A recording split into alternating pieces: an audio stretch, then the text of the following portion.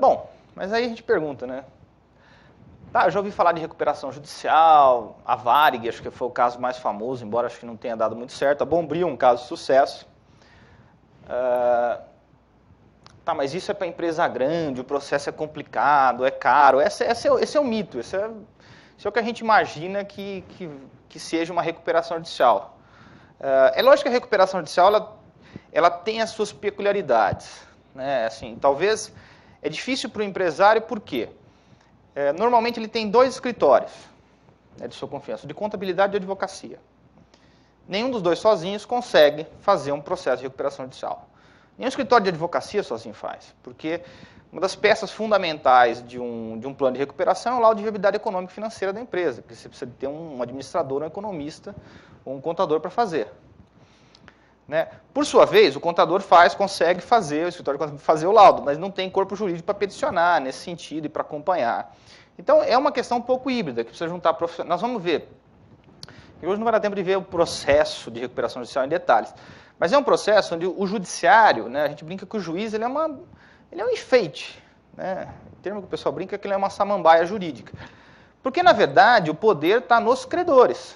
Está na Assembleia Geral, no administrador judicial, né, que pode ser um administrador, um economista, um contador ou mesmo um advogado. Ele que dá os pareceres e muitas vezes os assuntos são muito técnicos. Né?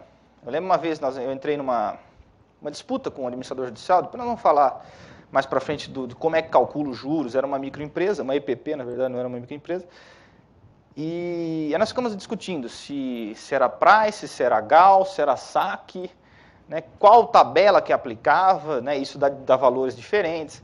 E eu lembro que o juiz chamou a gente na sala e falou, não tem a mínima ideia do que vocês estão discutindo. Por favor, vocês se reúnam, chegam num acordo e vêm falar para mim, porque vinha para ele despachar qual metodologia de juros seria aplicável ao caso. Né? O juiz só sabe dizer que é vedado o anatocismo. Não sei nem bem se ele sabe o conceito do anatocismo. Ele sabe que não pode juros sobre juros. Mas se o conceito do anatocismo advém do exponencial da price, né, porque ela é elevado a taxa, eu acho que juiz nenhum sabe, né, do conceito matemático. Então, realmente é uma situação que não é muito jurídica. Né? Nós vamos ver que depois é questão de pré-requisito. Preencheu a documentação? Né? Pegar lá no artigo 51 da Lei 11.307, vai ter lá.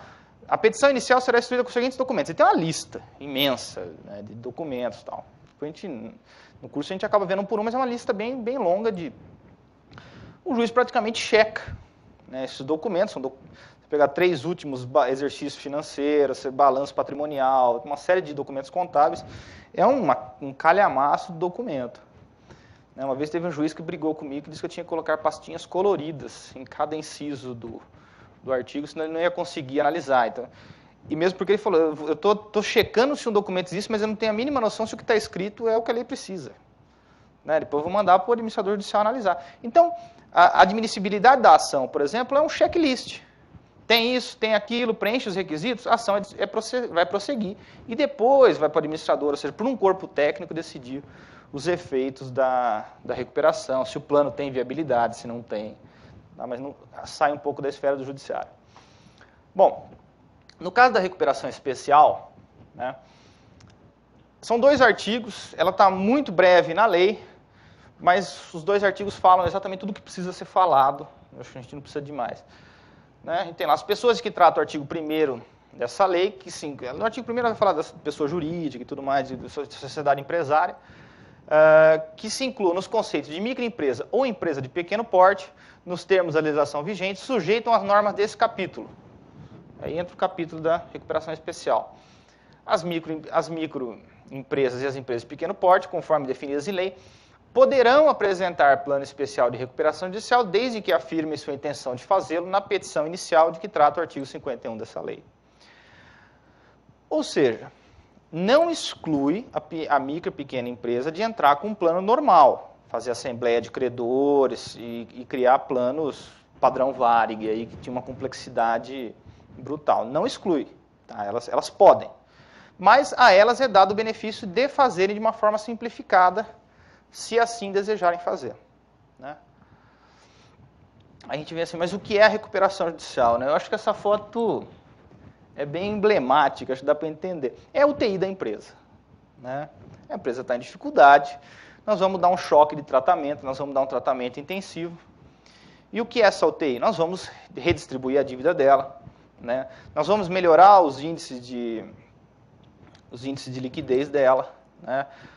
Quem é da contabilidade sabe que a partir do momento que ela tem uma concentração de capital normalmente já vencida, ou vencendo próximo, a gente vai parcelar isso em 36 meses, tem uma carência de 6 meses, depois eu vou falar. Nós vamos conseguir fazer com que o passivo circulante dela caia, logo você melhora muito os índices econômicos dela, né, até para participar da licitação, uma série de coisas que ela precisa de índices econômicos. E ela consegue fazer um planejamento a longo prazo disso aí, com uma carga de juros bem mais baixa, previsto, né? Então é a UTI, ela precisa de um tratamento intensivo, vai ser um choque de gestão nela, né? E vai parar de rolar a dívida e simplesmente fazer um planejamento, né? Bom, falar um pouco da reforma, né? Que é a reforma de 2005, quais são os pilares dela. Uma grande mudança da nova lei, né? Quem é jovem há mais tempo e viu a lei antiga em vigor, vai lembrar que a lei tentava salvar o empresário, né? Falava em concordata do empresário, em falência do empresário. Agora não, ela fala de falência da empresa, concordata da empresa, ou seja, pode haver empresa onde o empresário seja proibido de entrar dentro da própria empresa. Depois eu conto um caso engraçado, não é meu, então eu posso contar, porque o caso deu no jornal. Porque a busca é a preservação da empresa. O foco sempre é a preservação da empresa, a manutenção dos postos de trabalho, da unidade produtiva e da economia. Vocês têm uma empresa em Piracicaba, que é a Ferquímica, o caso ficou notório. Ela entrou com pedido de recuperação, o empresário pediu, contratou uma consultoria, até o seu amigo do pessoal que fez. Entraram com um plano normal, só que tem um empresário, vamos dizer assim, um pouco mais truculento, que não aceitava a interferência do administrador judicial e da equipe de consultoria que estava montando o plano. E ele acaba fazendo todo do jeito dele. E é lógico que uma das coisas que a gente tem que fazer quando está em recuperação judicial é prestar contas para o juízo, né? Todo mês você informa no processo como é que foram as vendas, como é que está o faturamento, se está efetivamente cumprindo. Hoje a recuperação judicial é flexível, ou seja, mesmo você fala assim, então se você não cumprir num mês, tudo bem, desde que você consiga expor os motivos por que você não conseguiu cumprir nesse mês, você reajusta. O plano ele vai mudando, ele não é imutável. Tá? Isso a jurisprudência já está se firmando que não dá, é impossível você prever a economia em 36 meses. Então, ele vai sendo ajustado ao longo do tempo. Mas o juiz entendeu que ele não deveria entrar mais na empresa, né? Afastou ele esvaziou uma arma de fogo no portão da empresa, né? Revoltado com isso, como eu não entro na empresa que eu fundei, justamente porque a visão desse conceito, né? Ninguém está preocupado com ele. Estão preocupados com a empresa, com a manutenção de postos de trabalho. Isso é uma grande mudança na visão legislativa. E isso trouxe novos institutos, né, novas formas de recuperação judicial. Por exemplo, transformar a sociedade em sociedade cooperativa dos funcionários. Santa Catarina tem alguns casos disso, bem interessantes. E por aí vai. Tá? Então, esse é um grande marco. Né? Por isso que a gente fala que concordata não é a mesma coisa. E ela é completamente ineficiente, né? Ela tinha um prazo rígido de 2 anos, né? Aí pergunta qual o prazo da recuperação judicial? Da especial da micro e pequena empresa são 3 anos, carência de 6, prazo de 3 anos. Mas na recuperação normal não tem prazo. Desde que os credores aceitem, tudo bem. O maior prazo que eu tenho conhecimento é do Pana Shopping de Barueri, que são 15 anos. Eu não sei se alguém aqui conhece um prazo maior de recuperação. Mas que eu tive conhecimento foi um plano de recuperação do Panashop, são 15 anos para recuperar. Houve uma assembleia de credores, todos aceitaram, quer dizer, o quórum necessário aceitou, isso submete aos que não aceitam, né, ao plano, mas vai se recuperar em 15 anos porque era o que era possível. É melhor receber um pouco do que ir para falência e ninguém receber nada. Porque é aquela sequência da falência, né? Trabalhador, fisco, meio ambiente agora e depois os credores, chamados quirografários, são os credores normais, né? Ou seja, não recebe nunca. Né? E na recuperação nós vamos... Acho que na palestra não está, mas tem uma outra vantagem, né? Quando você entra num plano de recuperação e volta a vender para a empresa, volta a fornecer, o teu crédito é extraconcursal. Ou seja, o que é o crédito extraconcursal? É um supercrédito. Então você tinha um crédito antigo que você é criografário, né? Você é um credor normal. A empresa está em dificuldade, né? Vamos imaginar uma rede uma loja de roupas, não precisa ser uma rede, pode ser uma única loja.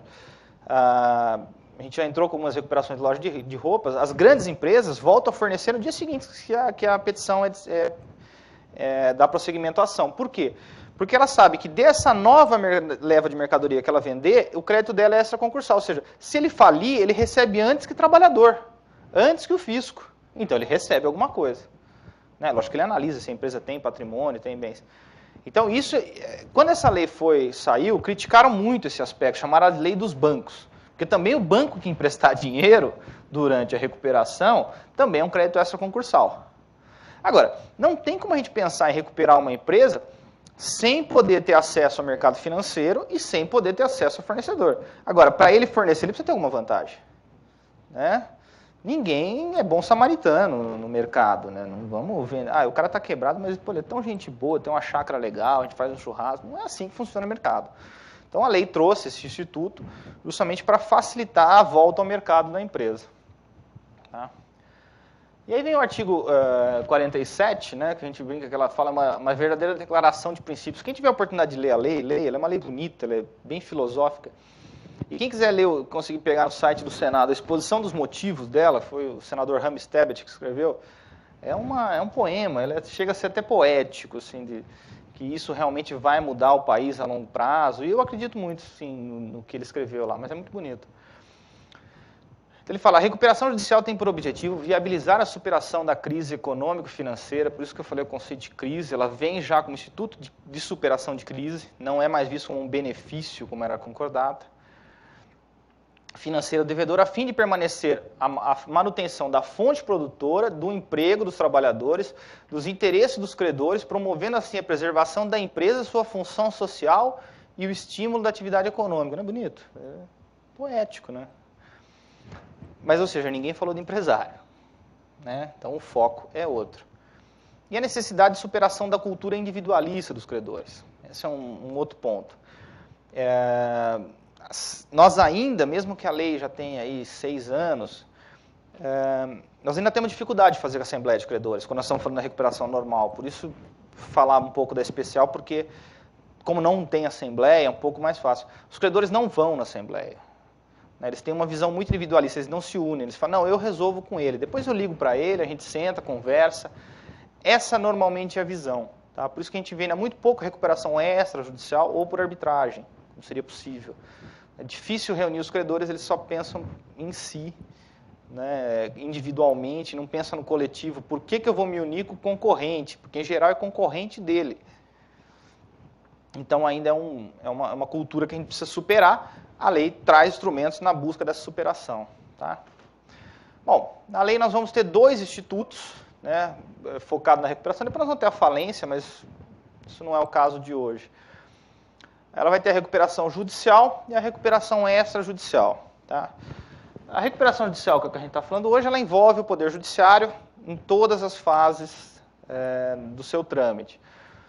A extrajudicial, ela vem a substituir uma prática que já era comum no Brasil, a chamada concordata branca.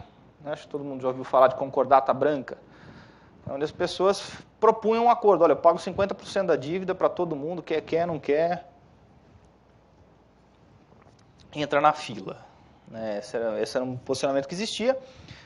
Isso não tinha previsão legal, mas muitas vezes o credor aceitava. Era melhor receber metade do que não receber nada. Então, hoje isso é regulamentado, tá? Tem a recuperação extrajudicial, ela tem uns quórums específicos também, ela funciona de forma totalmente extrajudicial, só a parte final, ou seja, a homologação dessa recuperação, que você bate as portas do judiciário para homologar ela. Na aula a gente explica com bastante detalhe isso aí.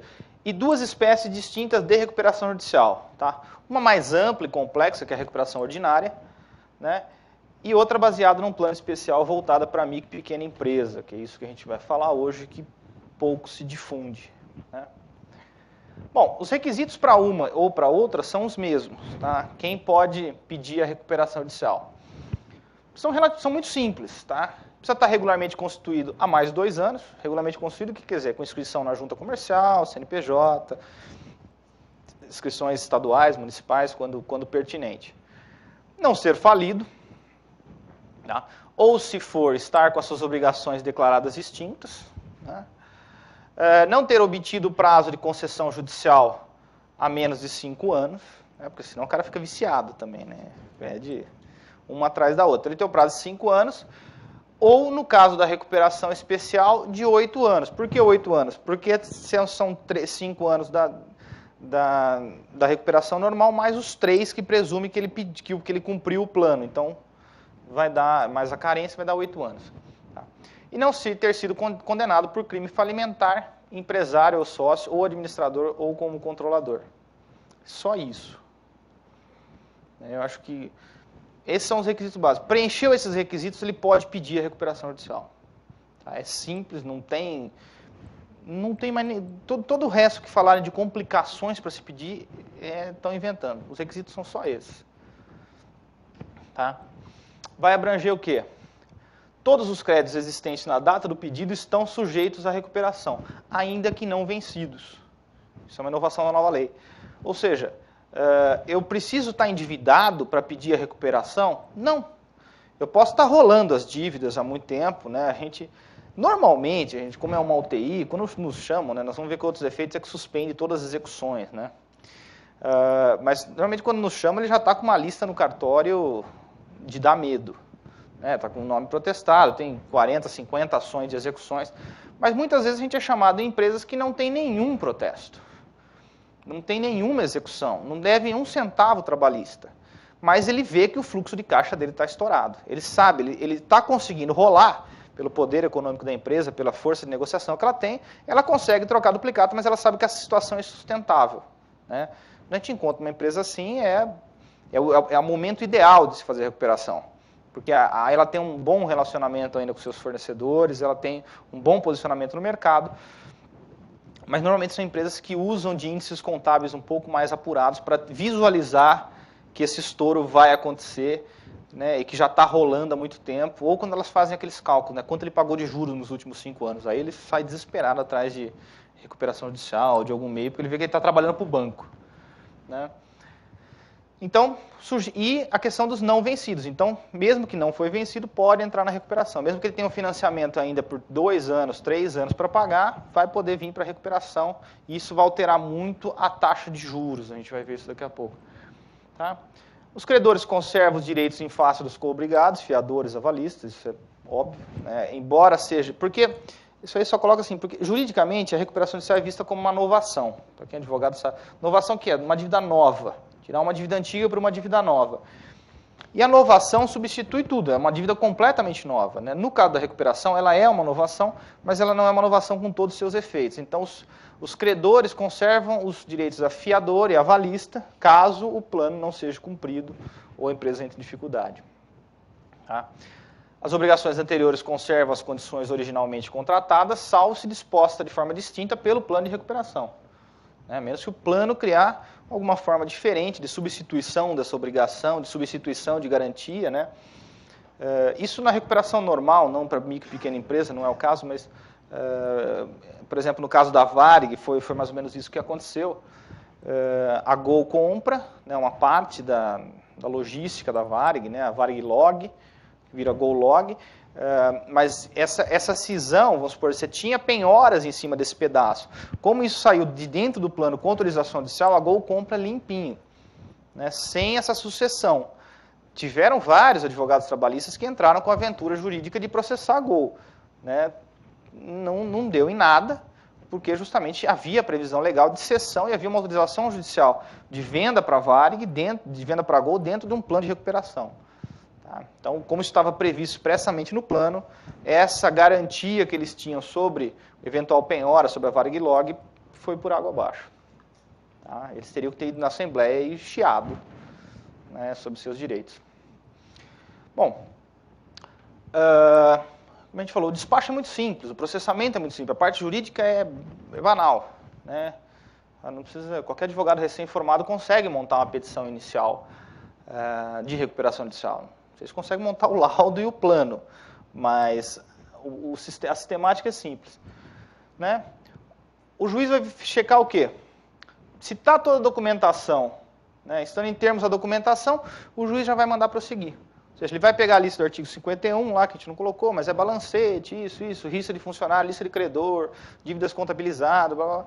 Checou, tá tudo aí, tá, o empresário há mais de 2 anos, não é falido, não pediu o plano. Defere, ele já vai deferir o processamento da ação, tá? Não é ainda o deferimento do plano, sim da ação.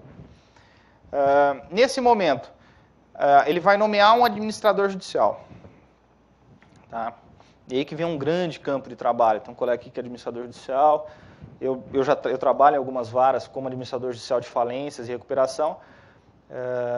Quem aí é da área de administração, economia, contabilidade, né, e mesmo advogados, acho que é um bom mercado.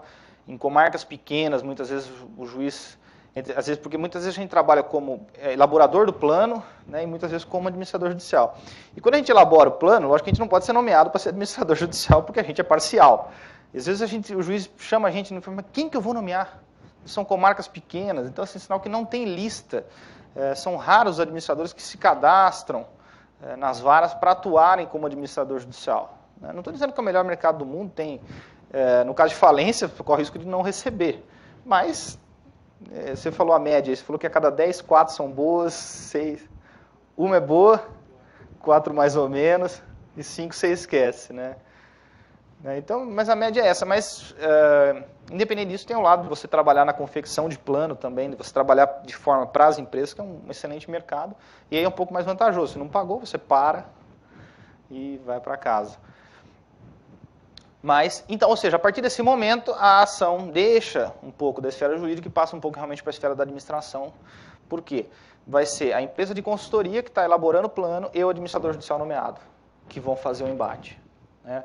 Na verdade, o administrador judicial vai ser os olhos, ouvidos do juiz e normalmente a caneta dele também, porque eu nunca vi ele discordar da opinião do administrador judicial, né? O máximo que eu já vi é vistas ao MP.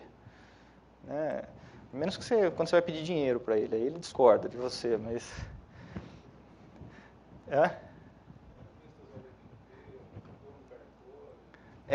Para quem não sabe, vistas MP, vista ao Ministério Público, o promotor analisar se tem alguma fraude. Então, normalmente, o despacho que você vê é só esse. Tá? Uma segunda ação que ele vai fazer, a partir do momento que for deferida a recuperação, ele vai determinar a dispensa de apresentação de certidão negativa para exercício de atividade, salvo em contratação com o poder público. Aí nós voltamos ao caso brasileiro, que tem algumas aberrações jurídicas. Né? Quem pede CND? O órgão público. E se salvo para o órgão público, eu não consigo entender esse efeito da lei de recuperação judicial. Porque eu nunca vi empresa pedir CND, ela por Serasa. Né? Agora, a CND, ela não é lá muito preocupada. Então, eu leio esse artigo e falo, o que ele quis fazer com isso? Né? Mas, em suma, ele vai determinar a dispensa de apresentação. Tá? Mas aí vem um negócio interessante. No mesmo momento que foi deferido o processamento, você vê, nós nem apresentamos o plano, nós ainda nem falamos como é que nós vamos pagar. A partir do momento que preencher os requisitos, ele vai ordenar a suspensão de todas as ações movidas em face pelo devedor por 180 dias, 6 meses. E quando diz todas mesmo, fiscais, trabalhistas, para tudo por 180 dias. Tá? Depois nós vamos ver que as trabalhistas voltam de forma diferente, as fiscais e tal. Mas durante 6 meses, para todas as execuções. Ou seja, para dar um fôlego para ele. Né? Para tudo, agora você respira. Você não paga ninguém, fica 6 meses, trabalha, faz caixa, se organiza e continua a sua vida. E é interessante, porque trava as ações bancárias, pode ter penhora, pode estar na fase que for, fase de leilão. Tá? Aí vem uma correria para os advogados mesmo, para distribuir em todas as varas o despacho de suspensão, porque o juiz não informa, né? Depois o advogado tem que ficar informando. Pode falar.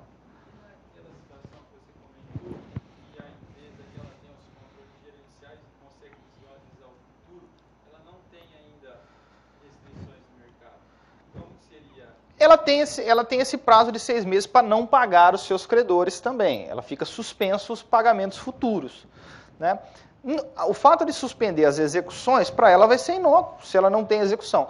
Mas ela vai começar, mas ela para de pagar o que ela já vinha pagando.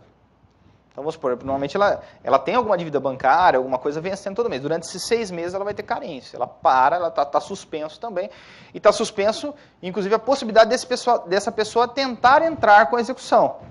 Porque às vezes acontece, você tem credor pequeno que não entende a lei, a gente às vezes quando elabora um plano, liga para cada um dos credores explicando o que vai acontecer, como é que ele vai receber, mas tem pessoas que são mais educadas, menos educadas, tem pessoas que brigam com a gente. E, não, você vai ficar 6 meses. Não, mas vai ficar 6 meses. Não, é uma carência, tal. Depois você vai receber durante 3 anos, vai receber direitinho, indica pra gente a conta bancária, nós vamos depositar com juros de 1% ao mês, tal. Mas venceu o primeiro mês, dos 180 dias, né, dos 6 meses, vence o primeiro mês, não paga, o segundo não paga, ele tem um contrato vencido, uma promissória vencida, tem um título, duplicata que seja. Muitas vezes ele entra com a execução. Ele não aceita o que nós falamos e entra com a execução. Você suspende a distribuição. Ela distribui, cita, já fica suspenso. Você já vem, já acontece, já fica suspenso. Lógico que para o prazo final, né? Nunca vai ser os 180 dias, porque isso vai ter acontecido no meio dos 180, mas até o final dos 180 dias fica suspenso. Se eventualmente, você tem aí da propositura da ação, você tem 60 dias para apresentar o plano, tá, desses 180 dias. Se nos próximos 60 dias não foi apresentado nenhum plano, aí vai voltar à execução normal. Agora, houve a apresentação do plano, o crédito está contemplado, né? Pode ser que às vezes o crédito não está contemplado, pode haver a discussão de valores do crédito, se era aquilo mesmo, se...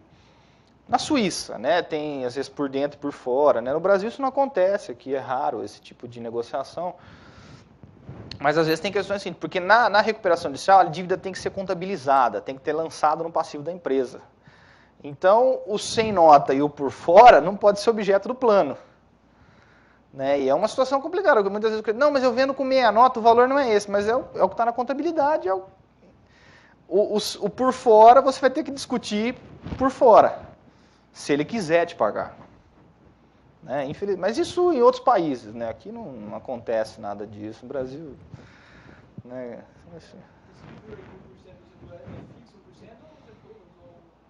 É fixo, é fixo. No caso de ME e EPP. Né? Aí ele vai determinar, no mesmo despacho, né, a apresentação mensal de contas, né, que a gente falei, por isso que a importância da parte contábil aí. A partir desse momento ele é vitrine, né, todo mês ele apresenta as contas a partir do deferimento. Né? Se o juiz lê, eu não sei, mas a apresentação é feita, né, o administrador judicial tem a obrigação de fiscalizar isso, tá? E vai intimar o Ministério Público. Né? Por que ele intima o Ministério Público? Para eventual crime falimentar. Né? Se houve alguma simulação na recuperação judicial. A gente fala isso porque na concordata era muito comum. Tá? Você ter credores inventados para eventualmente lesar alguma coisa. Então, porque na lei antiga, né, a gente tinha uma coisa meio esquisita, que quem apurava o crime falimentar não era administrador judicial, era síndico, era o síndico. Agora, quem era o síndico? Um advogado, um administrador de empresas. Qual a capacidade que ele tem de investigar crime? Ele não é promotor. Né? Ele pode até entender de finanças, entender de mercado financeiro, mas de crime ele não entende. E ele tinha que apresentar isso ao final, no relatório, se houve ou não houve. Ou seja, a chance de eventuais manobras era muito grande. Então, na lei nova, não. Já de cara, no deferimento, o Ministério Público já entra na ação para fiscalizar a eventual crime falimentar ou crime financeiro. Tá? E vai comunicar as 3 fazendas, né, desse pedido, justamente para as fazendas também não entrarem com a execução. Né, no caso de execução de tributos. Na lei, nas disposições transitórias, né, nós temos que as 3 fazendas deverão... as 3 esferas deverão legislação própria para o tratamento tributário das empresas em recuperação. A federal já tem, o Estado de São Paulo tem, o município eu não conheço nenhum que tenha, mas deverá ter um dia. Né? E estados, eu não posso dizer que cada estado tem a sua legislação, não conheço as 27 legislações, mas deverá ter. Município eu sei que é muito raro ter, nunca vi. Mesmo no município grande, mesmo Ribeirão Preto nós não temos. Uma empresa prestadora de serviço, por exemplo, como é que vai ser tratado o ISSQN numa eventual recuperação. Tá? E o juiz vai mandar expedir um edital contendo um resumo do pedido, a relação dos credores, né, e com advertência para os prazos de habilitação e objeção do plano. Ou seja, vai avisar os credores. Né? Esse edital é publicado no Jornal Oficial que, vamos dizer a verdade, ninguém lê. mas a empresa, normalmente de consultoria, vai avisar todos os credores, vai mandar o plano. Quem fuçar na internet vai entrar no site das consultorias, vão ver que todas têm o plano lá dentro, o próprio site, os despachos, digitalizam justamente para facilitar que os credores possam acompanhar essa recuperação. Então usa-se muito a internet, embora não haja previsão legal quanto a isso. A previsão é do Diário Oficial, mas normalmente quem trabalha com isso acaba dando publicidade por meio de internet também. Tá? E porque os credores podem discutir, o valor está correto, está incorreto, esqueceu de alguma dívida. Pode acontecer, a contabilidade ser imprecisa. Né? Bom, devidamente intimado da decisão de processamento, o devedor tem um prazo de 60 dias para apresentar o plano. Como que nós vamos pagar, quando, de que forma, de que jeito, quais os mecanismos nós vamos utilizar. Tá? Deferido o processamento, o devedor só poderá desistir do pedido se obtiver aprovação da Assembleia dos Credores. Isso é importante porque recuperação de é uma brincadeira que não dá para desistir. Né? Pediu, porque senão seria a coisa mais legal do mundo. Né? Eu peço, tenho 180 dias de carência, suspende todas as minhas execuções, para tudo. Chegou no finalzinho, não, sabe o que é? Não preciso da recuperação, eu estou bem, tal, não sei o que, eu só precisava dessa carênciazinha. Não é assim. Pode desistir? Pode, mas vai ter que chamar todos os credores e eles deixarem você desistir. Tá? Então, é uma medida séria que deve ser tomada não com medidas paliativas, né? Isso vem... quem é advogado antigo sabe que antigamente, na hora que ia fazer a execução, você tinha sempre uma fórmula mágica, né? Você tinha aquele advogado recém-formado que entrava com ação de cobrança, ação monitória, levava um tempão. Ele falou, não, eu recebo rapidinho. Aí ele entrava com pedido de falência, tinha 24 horas para pagar sob pena de falência. E o credor ficava desesperado lá e pagava. O advogado é mágico, esse é bom, esse tem... Ou seja, usava falência para cobrança, né?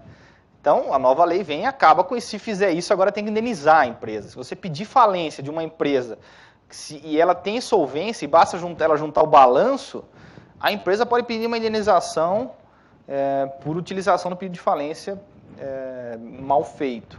Tá? E da mesma forma vem blindar o próprio instituto. Né? Vem, olha, você entrou, você não sai. Tá? Mas a gente falou de assembleia, mas aí começam as diferenças. Tá? Micro e pequena empresa. Não há necessidade de assembleia. A assembleia é o grande custo. Né? Trazer todo mundo, alugar um espaço grande. E tem empresas que essa sala aqui não é suficiente para caber os credores dela. Tá? Então, no artigo 72, né, você vai ver lá, caso o devedor, de que trata o artigo 70, que é aquele que a gente já viu da micro e pequena empresa, desta lei opte pelo pedido de recuperação judicial com base no plano especial disciplinado nessa seção, não será convocada a Assembleia Geral de Credores para deliberar sobre o plano. E o juiz considerará a recuperação se atendidas as demais exigências legais da lei. Olha que legal. Então, quer dizer, para o pequeno e médio empresário, basta ser estabelecido regularmente há 2 anos, não ser falido, não ter pedido o plano e ter aquela documentação, ter a documentação em ordem, registro na junta, etc. Ele tem o direito de parcelar todos os seus débitos, de pedir, queira os credores dele ou não. Queira o banco ou não. Tá? É lógico que exclui aí, nós vamos ver depois, exclui o trabalhista, mas não é, isso que é o legal, não depende de ninguém, depende da vontade dele. Né? E a gente fica assim, por que o pessoal não usa mais esse mecanismo? Enquanto numa recuperação normal, as consultorias vão gastar meses entrando em contato com credor por credor para compor o quórum, né? Vai ficar contando voto, quem já fez trabalho sabe que você fica lá no Excel, né? Eu falei que a empresa X, o crédito dela é tanto, porque é o voto é proporcional ao crédito. Aí você fica fazendo cálculos, você sabe, porque você não vai chamar para uma assembleia se você não tem um estudo prévio se vai ser ou não aprovado. Correr o risco dele ser reprovado e a empresa ir para falência. Aí você vai alterando, às vezes você chega na 4ª, 5ª versão do plano de recuperação judicial para você conseguir o quórum suficiente para aprovação. Na recuperação de especial, não. Preencher os requisitos é direito. Tá? Bom, no plano de recuperação, 60 dias da intimação e decisão defere ou não o processamento. Né? Nesse pedido, tá, vai ter a descrição dos meios que vão ser empregados no plano, né? 60 dias depois a gente tem que apresentar o plano. A gente vai falar como que nós vamos pagar, a descrição dele, demonstração da viabilidade econômica, isso é importantíssimo, né? Um dos documentos essenciais. é dizer se a empresa tem ou não capacidade de arcar com essas parcelas. Né? É um estudo de impacto, né? Normalmente a gente faz um gráfico aí, vê a margem de lucro, calcula o impacto da parcela, se ela permanecer no azul, a empresa é viável. Né? Senão, você tem que talvez ir para outros mecanismos de recuperação que não é especial, prazos mais dilatados ou outros meios. Né? O laudo econômico financeiro, né? Avaliação de todos os bens da empresa, subscrito por profissional habilitado, quanto vale a empresa, né? É importante, uma das aulas que a gente, no curso de perícia, a gente estuda é a avaliação de empresa, né? Porque avaliar a empresa não é só ver quanto ela tem de coisas dentro dela. Isso aí é fácil. Quanto vale a marca, o posicionamento, quanto vale o fluxo de caixa dela, né? O Vitor está aí, ele pode falar mais sobre o WACC aí. Ele é economista. Aí entra o risco país, entra uma série de detalhes para se calcular o valor real da empresa. Né? Isso é importante para saber justamente para os credores. Se eu sei quanto vale a empresa, eu sei quanto ela deve, se ela deve menos do que ela vale, eu sei o quanto eu posso vender, sendo um super credor, sendo um credor extra concursal, a minha segurança de receber. Né? Essa é a lógica por detrás do plano. Tá? No artigo 50 da lei, nós vamos ter todos os meios de recuperação. É legal que ela é uma lista não exaustiva, ou seja, tudo que é aquilo que o administrador judicial, a empresa de consultoria, conseguir inventar é válido, desde que aprovado, ou seja, a liberdade é muito grande. Eu coloquei a lista, embora normalmente em recuperação de pequeno porte a gente não utiliza esses meios, o meio mais comum é o parcelamento, mas só para vocês saberem que eles existem. Concessão de prazos e condições especiais para pagamento das obrigações vencidas ou vincendas, acho que é mais comum, né? Todo mundo pensa em parcelamento. Concessão, cisão, incorporação, fusão, transformação da sociedade, constituição de subsidiária, cessão de cotas ou ações, respeitar os direitos do sócio, ou seja, transformar a empresa naquilo que você bem entender. Sociedade de credores, por exemplo, tem usinas, eu já vi recuperação de usinas assim. Pega 20% do que vale a empresa e esses 20% passam a ser, respondem a minha dívida, eles passam a ser meu sócio. Então, pode, não tem, a Assembleia aprovando. Né? Alteração de controle societário, né? De partes da empresa. Né? A gente sabe que no Brasil a gente tem a questão da sucessão. Então, vamos supor, você tem uma rede com 4 pizzarias, e elas estão devendo, ninguém quer comprar uma pizzaria porque ela vai ser solidária com as demais. Isso é um problema. O cara tem patrimônio, ele tem dívida, ele tem 4 unidades, basta vender uma, paga as dívidas. Agora, acha quem compra, porque todo mundo tem medo de comprar um bem oriundo que pode receber processo, mas depois do processo para ele ser solidário. Através da recuperação isso é possível, o juiz vai autorizar essa venda, né? Mesmo na recuperação especial, os juízes têm utilizado também isso, né? Normalmente recuperação de micro e pequena empresa é o apartamento de praia, né? Que a gente pede autorização para vender, né? É porque empresário assim, ele quebra, mas não quebra 100%, né? Você mantém alguns privilégios. Então, entra com o pedido, vai tocando, tal, não sei o quê. Aí ele começa a se enforcar, às vezes começa... E aí começa a se cansar, depois do segundo ano de pagamento, às vezes ele fala, quero me ver livre disso, vou vender o apartamento da praia. Não vou mesmo para o Guarujá, minha filha está grande. Alguém aqui já vendeu imóvel? A primeira coisa que eles pedem é certidão de tudo, né? Sua, da esposa, da mãe, não sei. É lógico que a certidão dele está complicada, porque ele está devendo. Ele já misturou a pessoa física. Então, muitas vezes não consegue nem vender o apartamento de praia dele. Então, a gente pede uma autorização judicial, alega que o bem é do sócio, né? No caso da microempresa, a confusão patrimonial já é prevista por lei, que o patrimônio dele é o da empresa. O juiz autoriza a venda sem nenhum ônus, então nenhuma das execuções da empresa podem ir desde que ele utilize o recurso vindo da venda para pagar credor. Né? Senão também ficaria absurdo. Mas isso é um mecanismo bem comum, mesmo nas recuperações pequenas, a gente pedia essa autorização para venda, para cisão de parte do patrimônio, normalmente pessoal, né? Raramente da unidade produtiva, muitas vezes a gente está falando de empresas de uma única unidade, fica difícil cindir. Tá? Concessão aos credores de direito de eleição em separado de administradores, com poder de veto em relação às matérias que o plano especificar.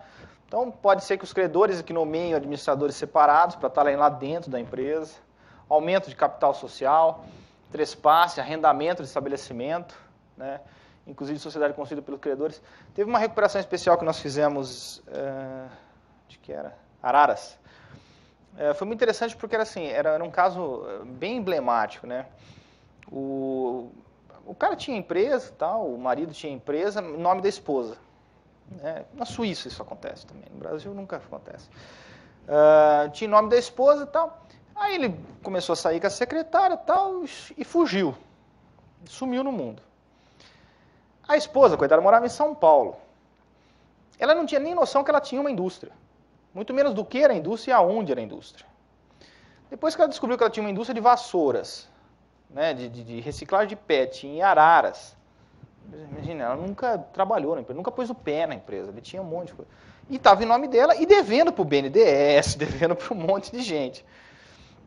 E cheia de equipamentos dentro da empresa, né?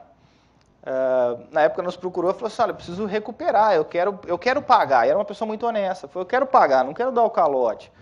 Mas eu não sei operar a empresa, eu sou microempresa, mas eu não tenho a mínima ideia de como fazer. E na época nós procuramos um concorrente, se ele tinha interesse em arrendar a unidade, e foi protocolado um plano de recuperação judicial especial, prevendo lá o parcelamento em 3 anos, né, na qual o arrendamento pagaria. Ele entrou, no plano foi apresentado esse arrendamento, então a gente não retomou a unidade produtiva. Né, a gente simplesmente arrendou, mas a gente manteve os postos de trabalho, mas a empresa não era operada por ela foi um terceiro, porque alegando justamente que estava previsto no rol geral de medidas de recuperação o arrendamento. Né. Muitas vezes é uma solução, muitas empresas têm barracões que podem ser arrendados de forma bem interessante e foi uma solução e no fim ela cumpriu o plano e hoje recebe aluguel do barracão. Ela ficou 3 anos sem receber, mas hoje ela está até contente com o marido que sumiu, ele não sei o paradeiro dele. Redução salarial e compensação de horário de redução de jornada mediante acordo ou convenção coletiva. E aí é um aspecto interessante, acho que, se não me engano, é o único caso da legislação brasileira que permite reduzir salário. Tá? É lógico que precisa ter o sindicato junto, precisa de convenção coletiva ou acordo. Tá? É uma medida um pouco impopular, né, mas é possível também, existe um mecanismo. Né? Em alguns segmentos, né, a gente vê, normalmente faz redução de jornada com redução proporcional. Redução pura e simples de salário, embora seja possível mediante acordo ou convenção coletiva, é um pouco mais raro. Dação em pagamento, novação das dívidas, né, que são formas clássicas de substituição de dívida. Constituição de garantia própria do terceiro, né, muitas vezes você tem aporte de capital, um terceiro passa a ser avalista das operações. Tá? Constituição de sociedade de credores, né, ou seja, olha, eu devo para todos vocês, o negócio é bom, vocês continuam tocando, vocês são meus sócios agora, e eu não devo mais para ninguém. Vocês agora têm parte da empresa. Venda parcial dos bens, a gente já falou um pouco de cisão. Equalização dos encargos financeiros relativo a débitos de qualquer natureza. Isso é fantástico, né? Você poder recalcular os juros das coisas. Ó, peraí, vamos equalizar os encargos financeiros. Vamos pegar quanto eu já paguei de juros para o banco e vamos reduzir isso aí para uma outra taxa, recalcular tudo e continuar aí para frente. Essa é uma medida... Então, quando eu vi isso aí, eu falei assim, como é que chamava isso de lei dos bancos? Porque esse item pega só nos bancos. Né? Mas é possível. Tá? Usufruto da empresa, administração compartilhada, emissão de valores mobiliários, debênture e ações, constituição de sociedade de propósito específico para adjudicar em pagamento aos credores os ativos da empresa, construir uma empresa menor só para comprar os bens que sobraram, para continuar no mercado, tá? E, entre outros, tudo que é aquilo que se entender por bem fazer, né, que pode recuperar. No caso da recuperação especial, no artigo 71, vai ter como que ela funciona. É só esse artigo, é muito simples, não tem segredo. O plano de recuperação judicial o plano especial de recuperação judicial será apresentado no prazo previsto do artigo 53, 60 dias, tá? E limitar-se às seguintes condições. 1. Abrangerá exclusivamente os créditos quirografários, como a gente já falou, o credor quirografário é o credor comum, tá? Que não é trabalhista, não é fiscal, não é ambiental. Excetuados os decorrentes de repasse de recursos oficiais previsto no artigo 3º, parágrafo 4º 49. Ou seja, se é dinheiro do governo, não pode. O governo não é credor quirografário, embora tecnicamente seria, né, mas exclui. A lei não é para o governo, para o resto. 2. Preverá o parcelamento em até 36 meses, 36 parcelas, mensais, iguais, sucessivas, corrigidas monetariamente, acrescidas de juros de 12% ao ano. E é um monte de conceito interessante que nós vamos ver depois do que é 12% ao ano, não é 1% ao mês, isso é completamente diferente. Tá? Preverá o pagamento da primeira parcela no prazo máximo de 180 dias, contado da distribuição do pedido de recuperação judicial. Estabelecerá a necessidade de autorização do juiz após ouvido o administrador judicial e o comitê de credores, se houver, né, no caso um comitê deles. Nada impede que os credores, mesmo eles não tendo assembleia, eles podem ir lá conversar com o juiz, eles podem ser ouvidos, eles têm esse direito. Né, para aumentar as despesas ou contratar empregados, se a empresa quiser expandir, aumentar os gastos, deixar de pagá-los para fazer outras coisas, ela precisaria autorização do juiz, que normalmente não é difícil desse comprovado o porquê disso, dificilmente. Bom, mas resumindo, de forma bem simples, 6 meses de carência, 3 anos para pagar com juros de 1%. Tá? Quando a gente fala em juros de 1% para ser equivalente a 12%, nós estamos falando de juros simples. Eu acho que não, se a gente poder resumir toda a palestra é essa, é isso que o empresário quer ouvir. Tá? Qual o benefício que eu tenho? 6 meses de carência, para todas as suas dívidas. Eu tenho um financiamento no banco a 4%, vai cair para 1%. Eu tenho um credor que me multa em 10%, cai para 1%. Tá? Mas que juros? Aí vem uma questão um pouco complexa, né? Price, saque, sacre, sistema francês, hamburguês, o que mais, Vitor, tem? Alemão. Cadê o pessoal de graduação aí que fez? Tá. Como é que calcula juros simples com parcela fixa? Porque a lei fala em iguais. Né? E é um ponto que a gente estuda muito, porque infelizmente a gente briga. Na graduação não é dado esses modelos. Mas a gente vem, a súmula 121 do STF diz, é vedada a capitalização de juros, ainda que expressamente convencionada. Ou seja, qualquer sistema de capitalização que tenha juros sobre juros, no caso da Price tem, porque tem função exponencial. Há quem defende que a saque também tem. Né? Não pode. Então, se nós estamos falando de uma recuperação judicial de algo conferido pelo juiz, não pode ter juros compostos. Então, na HP 12C não faz. Né? Pode jogar fora, para a recuperação judicial ela não serve, porque ela só calcula juros compostos. E juros compostos também é repelido pela lei da usura, né, que embora seja de 1933, ainda está em vigor. Né? Nós temos leis ainda do Império em vigor. Né? A gente esquece, mas elas são tão importantes quanto as promulgadas mês passado. É proibido contar juros dos juros. Esta proibição não compreende a acumulação de juros vencidos aos saldos líquidos na conta corrente de ano a ano. Ou seja, eu posso ganhar juros sobre os juros, mas eu não posso pagar juros sobre os juros. Então, pôr dinheiro no banco e ficar somando juros sobre juros, pode. Mas eu não posso pagar juros sobre juros, né, que é o que em direito o pessoal costuma chamar de anatocismo. Né? Então, assim, não pode nenhum sistema composto. Né? Se a gente voltar à lei, então, assim, se a gente pegar a jurisprudência e a lei, não pode ser juro composto. Aí a gente vem para a questão, 36 parcelas mensais iguais, sucessivas e corrigidas monetariamente a juros de 1% ao ano. E aí que vem os grandes debates que a gente tem na aula, no curso de perícia, como calcular isso. Né? Então seria juros simples com parcelas iguais. Né? Tem método para calcular isso? Né? O pessoal que saiu da graduação de administração viu alguma fórmula de juros simples com parcelas iguais? Né? Chega o absurdo de ter livro de matemática que não tem. Alguém falou aí, né, o que é.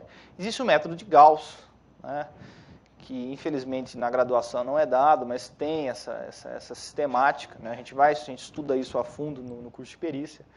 Né, para quem nunca viu, está aí. Né, não precisa decorar, mas tem livros de matemática que não vão ter. Né, vocês vão reparar que ela não tem nenhuma função exponencial, logo ela não tem capitalização de juros, tá? Sobre juros. Mas, aí você vai me perguntar, isso faz diferença? Né? E normalmente, agora eu vou mostrar para vocês como é que a gente apresenta isso para uma empresa. Né? Aquela famosa planilhinha aí, como é que a gente vai na prática essa questão.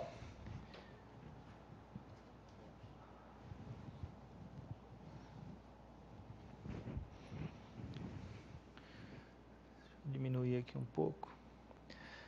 Bom, aqui é uma planilha que a gente usa, ela está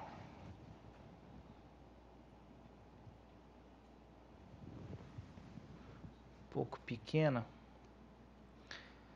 mas ela vai fazer um estudo comparativo entre a Gauss e a Price, que é isso que o empresário interessa para saber.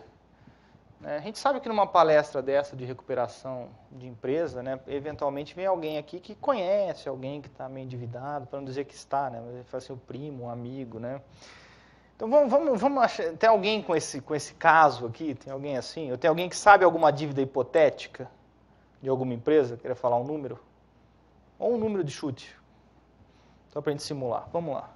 Uma dívida de Finame. Tá. Só que é 0,7. O trabalho pagava as dívidas. Uhum. São 10 milhões. A gente compara.